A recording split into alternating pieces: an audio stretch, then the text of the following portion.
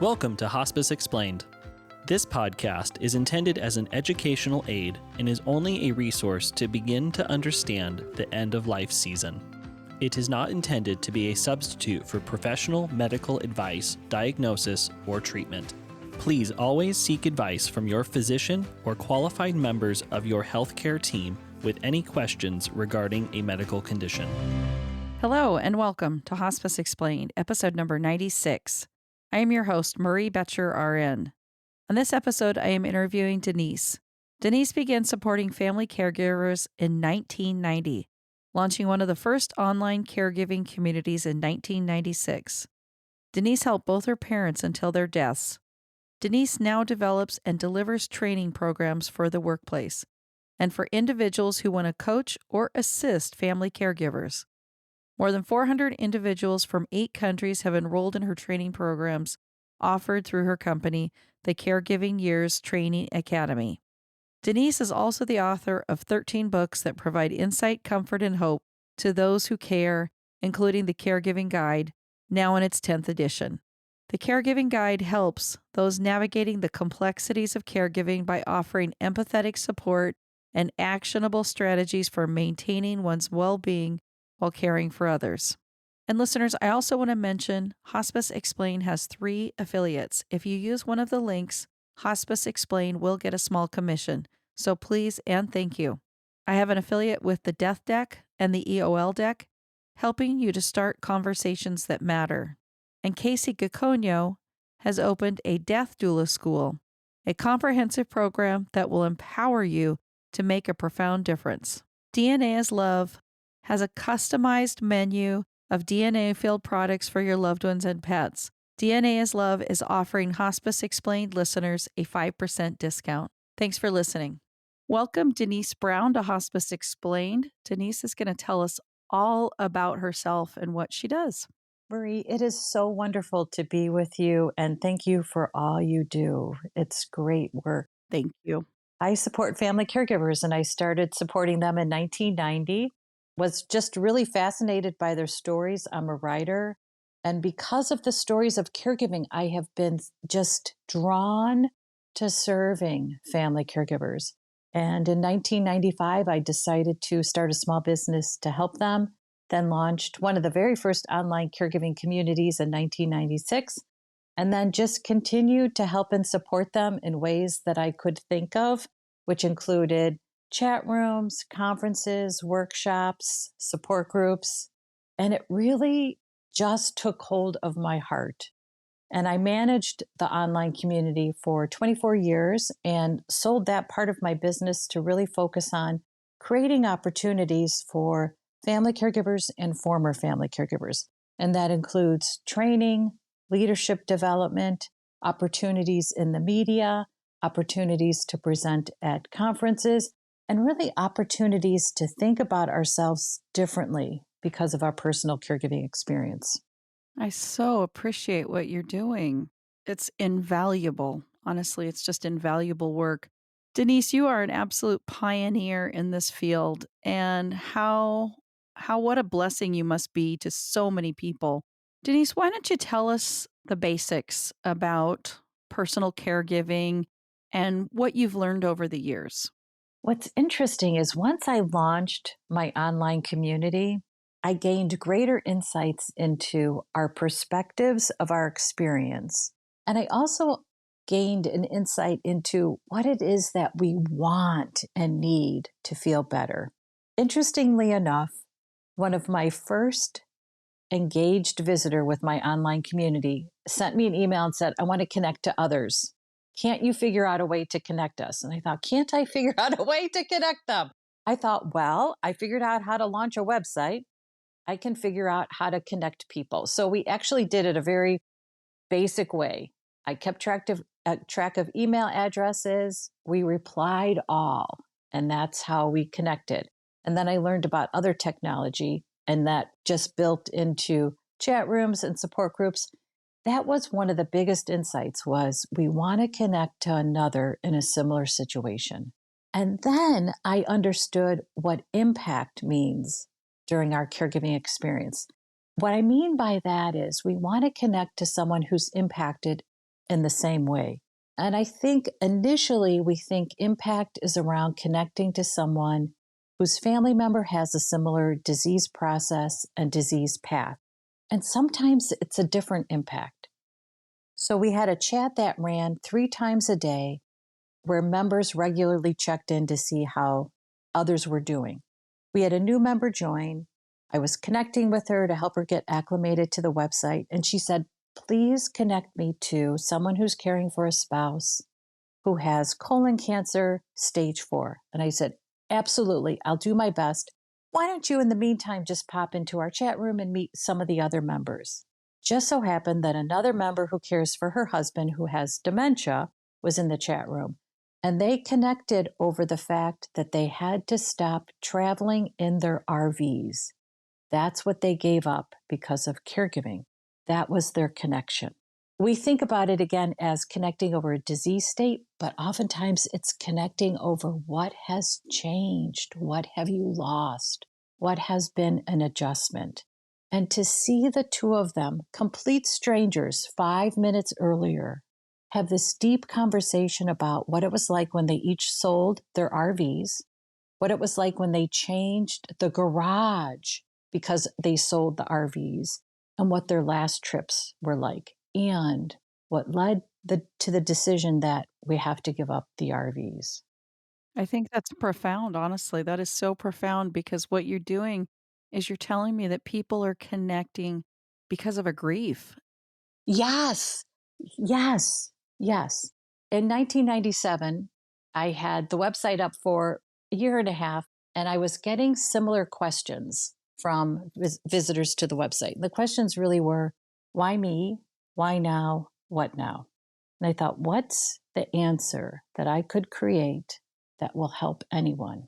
An answer they could read, an answer that they don't need to connect with someone like me over a phone call, for instance, but that was universal in the answer. And I thought about how we stage Alzheimer's disease. And I thought, I wonder if we could stage the caregiving experience. I was working a day job, and at my day job, I decided, well, I'll just sneak in this little staging project. So I sat in my little cubby and thought, okay, what does it look like? So initially, I came up with 4 stages. I put it up on my website and I said, what do you think? And interestingly enough, what came back is what you just said, that the idea of grieving has to start very early in the caregiving experience. It can start even before there's a diagnosis. It starts when you notice there's something different. And that grieving process continues throughout. After I had the concept up on the website for about a year, I added 2 more stages, and then it became 6 stages. And that really has become the foundation for my work going forward. It's been content for books, it's content for my training materials, it's content for workshops, and it's also content to use with healthcare professionals to explain what that personal caregiving experience is like and how the emotions that we experience are normal, even when they feel absolutely abnormal. Like how angry we get, how tired we are, how frustrated we are. I think we have this idea that we're doing something wrong. In truth, the experience is that hard. And because it's that hard, our emotional reactions are normal. Well, and I think sometimes one of the hardest feelings we get is guilt because we're guilty feeling because we're angry, because we're tired, because we're frustrated. And it's not the other person's quote unquote fault that you're caring for, but yet there can be feelings of guilt. Am I right? Oh, absolutely. We feel guilty about everything. We feel guilty because we have an impatient moment, and we really feel guilty because there's not enough for everyone. We don't have enough time, we don't have enough resources, we don't have enough support, and it can feel like it's a constant state of prioritizing. And what's interesting is there's this idea that we have to put our oxygen mask on first to remind ourselves for self care. Yes. The challenge is, though, that doesn't necessarily apply during our caregiving experience. On a plane, an oxygen mask drops for everyone. So if I put my oxygen mask on first, I know there's an oxygen mask for whoever is sitting next to me. During a caregiving experience, there aren't enough oxygen masks for everyone because we don't have enough time for everything and everyone, which means someone has to wait or someone has to go without. And because there's so many pressing needs during our caregiving experience, it's difficult to ask someone with a chronic illness in a progressive disease state to go without, because we already know they've sacrificed a lot, they've lost a lot. So we think, okay, I'll just go out without again today in this moment. And that's when we really feel the depletion. And I think about that as the caregiving fatigues. And that includes we get tired of feeling guilty. We get tired of coping. We get tired of supporting. We get tired of trying. We get tired of cooperating because we have to cooperate with all these systems that aren't set up to cooperate with us. And we also are trying to cooperate with our caree, the individual who's receiving our care, and they might be tired and they don't feel well and they don't want to cooperate either. Oh, It's tough. everything you said is a yes, yes, and yes. 100%. When I was thinking about these caregiving fatigues, there was one that really made me think more deeply about our experience, and that was cooperation fatigue. And I had an insight about that after talking to a family caregiver of an adult daughter with Down syndrome. They have integrated her within lots of activities. She went to a university, she was part of a sorority. They really have been amazing as parents and advocates and family caregivers for her. They also have her enrolled in a Medicaid program. They've had a case manager for many years, great relationship. There was a change, new case manager. And the new case manager was emailing them, but the emails were going into spam. And they just didn't realize that there was this change until it escalated to the case manager calling them and saying, "We are just about to drop your daughter from Medicaid because you are non-compliant and not answering our emails and our requests for paperwork." And my colleague was just like, "Wait, what? What? We're the most compliant people with everything. What do we need to do?" And so they worked it out. Everything was fine. But from his perspective, he had to cooperate with a case manager that wasn't cooperative with him, which takes a ton of energy. And it made me think about our experience with systems. And then I thought, well, how many systems do we actually experience during our caregiving experience? So I thought, okay, let's sit down and figure this out. So I started writing it out. And I came up with 10. And then I thought, oh no, I forgot a couple. And then I was at 12 and I thought, you know what? I forgot a couple. And then I was at 15. I thought, oh no, I just forgot a couple. And when I got to 17, I thought, that's it. It's 17 systems. I don't have to worry about what I forgot. I think I've got it covered. So during our experience of caring for a family member, during one situation, we might be advocating within, managing, and navigating multiple systems at the same time. So the systems that are part of the 17 are what you would think would be included, like payer, provider, community, relationship, financial, healthcare. And there's one that I had debated about including, and that's narcissism. And I have an unfortunate long and strong line of narcissists in my family. So I've been working with narcissistic family members for a long time. You kind of wonder though, well, maybe it's just me. So when I was debating about whether or not to include narcissism as one of the systems, I had a conversation with one of my business advisors and I said, this is what I'm doing. And I said, what do you think about narcissism as one of the 17 systems? And she said, let me tell you about my mother-in-law. And I thought, okay, there's so many of us that have someone within our family system that has narcissistic traits that will know how draining it is to work around and within that relationship. And then when I started thinking outside of our family system, it occurred to me that many of our healthcare systems, for instance, are set up to serve the system. Think about hospital discharge day. A discharge planner never called me on the day that one of my parents was being discharged to say, we know you work full time. We know that you have a lot going on in your life. What would be a good time for your parent to be discharged? and we'll make sure everything is ready for you when you come to pick your mom or your dad up. Never. It was always like, today's discharge day. We don't know when. We're not really sure what the orders are going to be. You'll just have to come and wait. I mean, Or get here in 3 minutes flat after the order goes in. yes, yes, we got the order. You better get here. I'm going to ask the question. Denise, can you just go ahead and clarify or define a narcissist and what is narcissism for my audience? I think the easiest ways to define it is someone who is tone deaf. Now, there are varying degrees of severity for a narcissist. So, let's start off with someone who just seems to like to monopolize a conversation and appears to be a little insensitive to anybody else's pain. And I think about that as tone deaf. Now, there are greater degrees of severity. There could be someone who's a malignant narcissist, and that's someone who has a tendency to kind of be destructive within relationships. So I think about it as someone or something like a system that is self-serving and wants people to really abide by their rules and their systems, the way they've set it up. Okay, that makes sense. So narcissism is the one that surprises everyone. And the other one that I think we have a tendency to overlook is workplace. And our first thought is, oh, it's where I work. And definitely we are always trying to figure out, how do I keep my job during a caregiving experience? How do I talk about this experience with my manager? When do I take paid leave? How do I use benefits? It's also important to know that wherever care takes place, that's another workplace for you.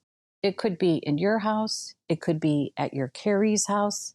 It could be in the facility where your caree lives. Workplace is, again, where care takes place. And if you think about it from that perspective, you can think about, how do I have this workplace for care set up? What works for me? What works for my caree? What works for the providers who are coming in, like home health aides? And if we think about that space as a workplace, I think we can be a little more intentional about what that space looks like. I would often think with my parents, I would look at how we had things set up and I would think, oh man, like, how does anybody come in here and think that we have things organized? And it worked for my parents, and that was most important. And I was always trying to figure out, how does this work for them so I can understand how to make it work for me? But looking back, and again, this is when you have time to reflect, caregiving is over, you have a little more energy. I wish I would have set up something that was a little easier with a system for them. My dad had bladder cancer. He was diagnosed in 2004. He had recurrence of his bladder cancer for 10 years, and then it spread to his kidney and ureter. So he had surgery to remove his bladder, ureter, kidney, and prostate. He had unrelated prostate cancer. So we managed his ostomy care. When I think about how the supplies were set up, I thought, oh man. And it was very nerve-wracking to manage the supplies because I always worried that we would run out. Oh, I'm going to pause you for a moment. So I just want to be really clear to the audience. This is a diversion, and I've talked about that. So Nurse Vanessa in my wound care episode, I apologize, audience, I don't have that episode number with me right quick, but it was in in the 50s of my episode. What happens is sometimes it's the bowel contents, and this case, it was urine that she's talking about. So Denise is talking about urine, a bag for urine. And so the concern as a caregiver is high. Yes.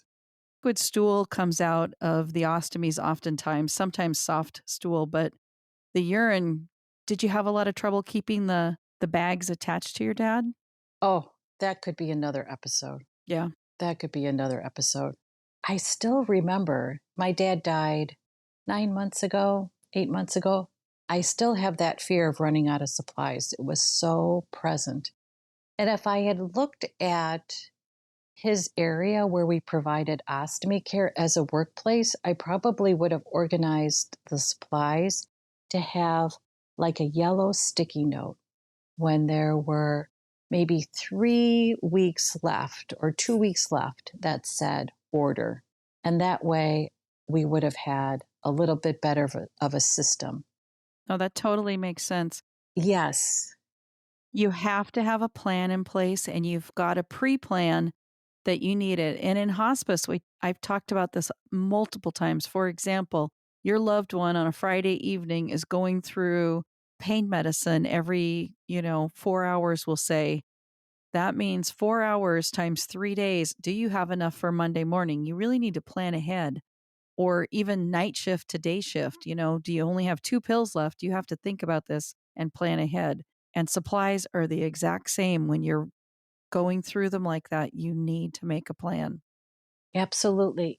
And what's hard is we are so moment to moment that even thinking about 3 days ahead isn't part of our energy, because moment to moment is just sapping our energy.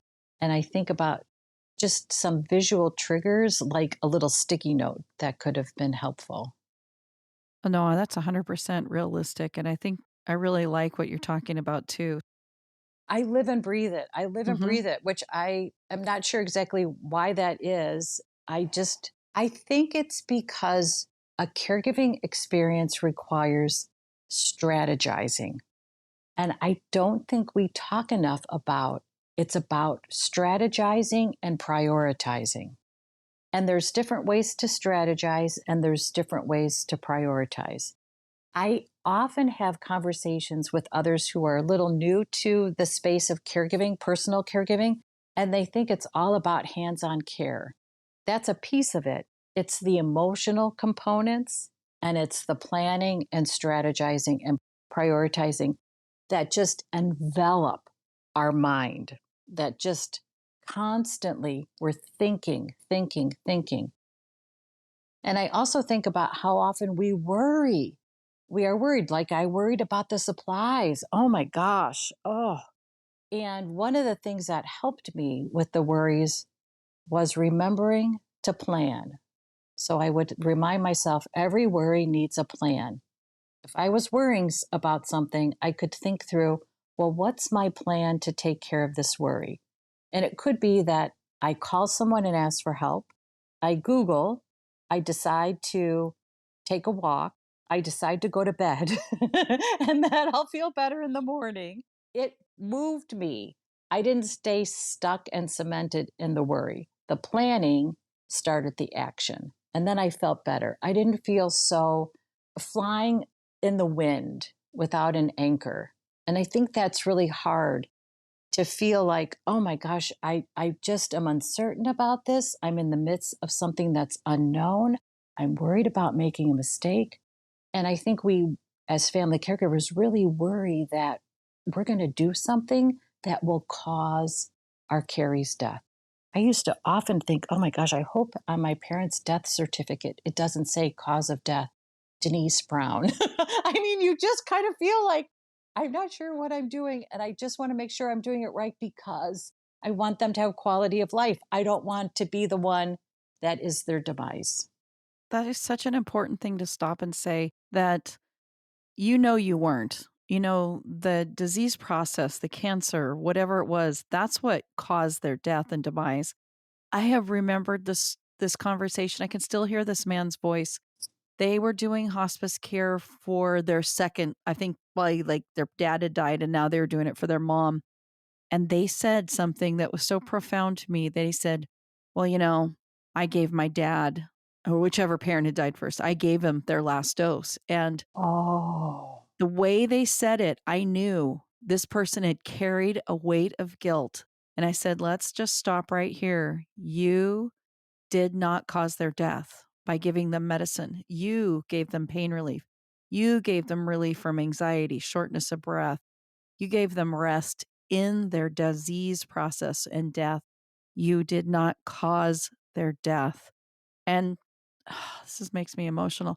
This person, I know we both probably cried a few tears that moment because they thanked me profusely because they realized, you're right. I said, no, one dose of medicine, and especially the amount they gave, that was not their cause of death. Their cause of death was XYZ cancer, or I don't remember what that was, and nor would I say it, but isn't that just so profound that you worry about that as a caregiver. And I think that's a big deal. And it's hard to say it out loud, Yep. which is why you created that safe space for that family caregiver to say out loud a story he held in his head. And these stories grow and they take hold. And it's important that we have an opportunity to say it, because when we say it and someone receives it and we see how they receive it, we realize, oh my gosh, I don't think that was the right story I was telling myself. I didn't cause the death. I created the comfort. I created the peace. I created the loving last moments for my family member. So, Denise, you've done a lot of work here. What I want to do, Denise, before we run out of time, and I think you've really gone to a great place talking about caregiving. How do you teach caregivers? Talk to us about what you've done to help caregivers to learn. Yeah, I created different training programs, and I really found that healing comes from opportunities. We think about what we lose during a caregiving experience, and I wanted to also highlight what we gain. We gain wisdom, we gain knowledge, we gain the ability to strategize, to plan, to prioritize, and to really live within our values. When we're in a caregiving experience, we are living within our values. And that's amazing. And a lot of people don't know how to do that. And in caregiving, you figure out how to do that. What I think is important is that we are able to take that and then transform it into something that's next for us. I remember years ago, I was watching a conversation with family caregivers, and it was a son who said, I have learned so much about resources, about how to find help, about how to manage. And he said, now that caregiving is over, I don't have anywhere to give that. And that really stayed with me, that we don't want to lose that wisdom. So I created a training program for family caregivers after their experience ends. If they want to, they can become the equivalent of a caregiving coach to help current family caregivers with strategizing, family emergency planning, making good decisions, family conflict, managing the budget. In essence, it's a life coach training for anyone who wants to serve family caregivers. I also know that sometimes it's not about starting a small business like a coach would, but it's about making an impact within a community. So I developed a facilitator training program for anyone who wants to start a support group. And interestingly enough, I led the training today, and I actually had a young professional who's using the training for young moms, for a support group for young moms who might have some challenges because of where they live, that they're immigrants, that they might have some family dysfunction. And I thought, that is so amazing that she's using these skills that I learned because of my work with family caregivers to use it with new moms so they feel connected with other new moms within their community. It was a highlight for me that happened. I think that's wonderful. Yeah. And we just launched a program to train caregiving mentors because I've been thinking about our workplaces, where we go to work. And there is so much worry about finding an ally at our jobs to talk about caregiving. And in truth, we need that in our workplace. We need someone that can help us figure out which benefit to use, how to use paid leave, how to talk to our manager, how to manage our caregiving experiences during the busy season. And I thought, what we need is a mentor, someone who's been through the caregiving experience, who works at the same company we do, who will mentor us. And that could just be getting together with us one lunch a month and listening to what our experiences are, sharing some insights, offering some wisdom, sharing resources that could be helpful so that you're not alone in trying to figure this out. Worried that if you share too much, it will be harmful to your career. So our mentor program really takes that personal experience and turns it into someone that can take care of another family caregiver in the workplace because there are certain nuances and culture within every organization. And you'll know that, Marie, that everywhere you've worked, it's a little different. And when you know that, you can help someone else manage and navigate that, Right. plus their caregiving experience. Right. No, that makes sense. And it also makes sense there's just so many applications to this that anybody with an experience can move it forward. It sounds like your programs are designed spread out. So like you're saying, this person took your program and it's going to help immigrant moms. And, that wasn't necessarily the vision when you created the program, but it's only limited by imagination. Yes, exactly. Yes. So, and how can we help other people? And really that's what it's all about. That's what I do is I work on trying to help other people that I've walked this road and now I want to help you walk this road. So that encompasses what I think about for my podcast is that I have walked this road. This is not an easy road and I want to share with you and my audience is what I mean, how to help you through this road. Just this not easy road of being a caregiver, having a loved one who's dying no matter what the reason. Yeah. But they're dying and how do we help you through this? And that experience of caregiving is a very lonely one because you can feel disconnected because your experience is so personal. You are experiencing this incredible, deep vulnerability. And it can be hard to explain that if you haven't gone through it. So, Denise, in your experience, maybe you had more people, but what if you didn't? I know. Oh, What if you're in Oklahoma and everybody else in the family is in Washington State? And sometimes you even just having a person phone a friend, phone a family member helps. But what if you don't have anybody? What if the only person you see is that nurse on that visit or the social worker or the chaplain? This is a big deal. Or that doctor's appointment when you get your dad and take him into as many appointments. And, this is a big deal. And you think about it, it's not just, caregiving for somebody that's ill. Stay-at-home moms. The application again is very broad. There can be multiple examples. yeah. I think about that regularly about what is happening in our homes with our neighbors that we just aren't aware of. And how can we make sure that they feel supported?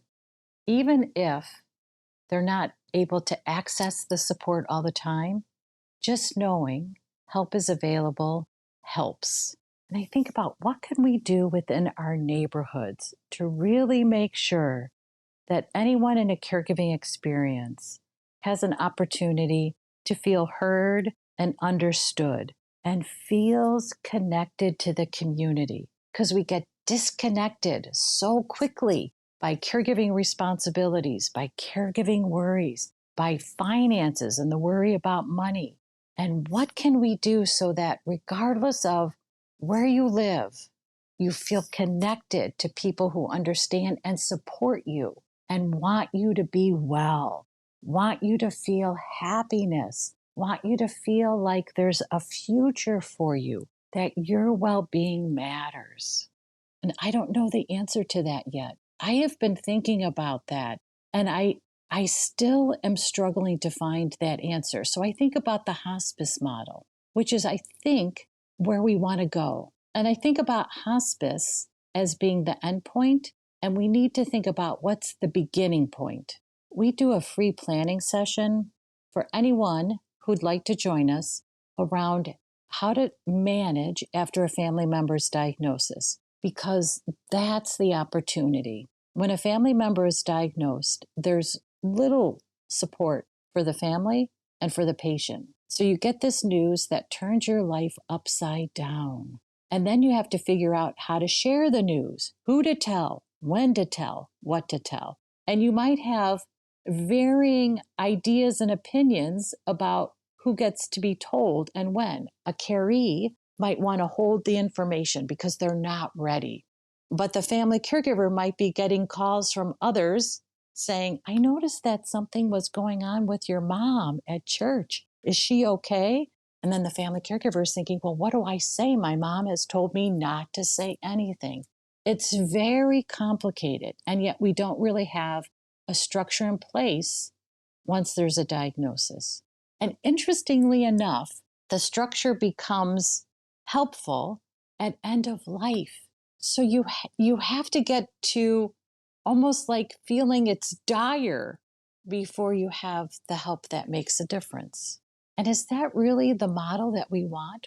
That we have people struggle for years before they're able to connect to professionals who care and have time and have resources and a knowledge base and ideas and suggestions that can help. I'm not sure why we have it set up for the struggle rather than for the support. What a good question. Honestly, what a good question. Denise, why don't you tell me how our audience can get in touch with you? And I know you have a book, so tell us about that and tell us how they can take one of your classes. Yeah. So there's two ways to connect with me. My website that has my training program is careyearsacademy.com. And we also have a community, and you can join our community, which is called caringourway.com. And you can join our events, our classes. We have lots of opportunities for you to get engaged with our content and our podcast to share your story. We'd love to connect with you. I've actually written 13 books, if you can believe that. And the caregiving guide is the latest version of the 6 caregiving stages. And that also includes insights about our caregiving fatigues and the 17 caregiving systems. Other books include a 4-book series called Take Comfort. I write little pieces of prose around one word, which is a reality we experience during our caregiving experience. And then I turn it around so that you feel like you've also received some hope. And then there's another book called Healing Words, which helps you heal from the caregiving fatigues. And then I'll just mention one other book, and that is After Caregiving Ends, A Guide to Beginning Again. And that helps you, after your experience ends, figure out what's next. A caregiving experience changes you. It changes your view on life, your view on your day, and your view on your work. And the book helps you figure out, okay, I'm different. How am I going to make my life different to reflect who I am today? That's perfect, Denise. Denise, I so appreciate all of your insights and all of your work that you've done helping caregivers. And audience, I will definitely have connection with Denise in the show notes. Thank you so much, Marie. This was really wonderful. I loved connecting with you. Thank you for all you do. Thank you. Thank you for joining me on Hospice Explained. Think about ways you can make a difference in someone's life. Also, please subscribe and share this podcast with anyone who would benefit from listening. Thank you.